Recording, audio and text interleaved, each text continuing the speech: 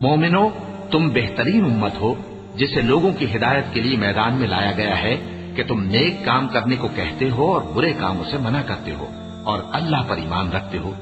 اور اگر اہل کتاب بھی ایمان لے آتے تو ان کے لیے بہت اچھا ہوتا، ان میں ایمان لانے والے بھی ہیں لیکن تھوڑے اور اکثر نافرمان ہیں۔ یہ تمہیں خفیف سی تکلیف کے سوا کچھ نقصان نہیں پہنچا سکیں گے، اور اگر تم سے لڑیں گے تو پیٹ پھیر کر بھاگ جائیں گے، پھر ان کو مدد بھی کہیں سے نہیں ملے گی۔ یہ جہاں نظر آئیں گے تم دیکھو گے کہ ذلت ان سے چمٹ رہی ہے، بجز اس کے کہ یہ اللہ کی پناہ میں یا مسلمان لوگوں کی پناہ میں آ جائیں۔ اور یہ لوگ اللہ کے غضب میں گرفتار ہیں اور ناداری ان سے لپٹ رہی ہے۔